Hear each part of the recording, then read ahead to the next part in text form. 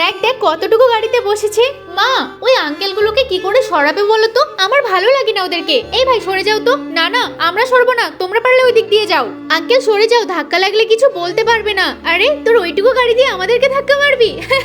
ও তো আমাদেরকে হাসাচ্ছে রে, ছোট বাচ্চা মানুষ, আমাদের গাড়ির সাথে পারবি নাকি? তাহলে আমরাও একটা ধাক্কা মেরেই দেখি। এই ধাক্কা মেরে দিলাম। আরে কিছুই তো হলো না। মা কিছু তো হলো না। এই তোরা এত কথা না বলে যা তো পিছনের দিকে যা, আমারটা দামি গাড়ি, কিচ্ছু হবে না।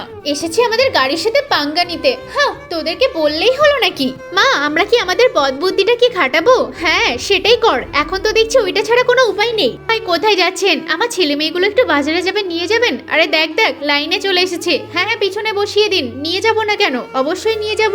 গাড়িতে কোনো রকম আওয়াজ করবে না, আমি কিন্তু গান শুনতে শুনতে যাই, ঠিক আছে? তোরা তাহলে তোদের কাজ করিস, আসছি। বোন আমাদের কাজ তাহলে শুরু করে দি। হ্যাঁ হ্যাঁ এই বাচ্চারা নেমে পড়ো নেমে পড়ো, তোমরা অনেক ঘোরাঘুরি করেছো, বাজারও করেছো, এখন নেমে পড়ো। আঙ্কেল ভুলবশত এখানেই হয়ে গেছে, খুব জোর পেয়েছিল তো, সত্যি বলতে তাই আর আটকে রাখতে পারিনি। আরে এ কি করেছে, গাড়িতেই হাগু করে দিয়েছে। এই চলে চলে চলে, কাজ হয়ে গেছে, এখন এই গাড়িটা কে পরিষ্কার করে দেবে? ছি ছি ছি ছি, কি দুষ্টু বাচ্চা রে বাবা।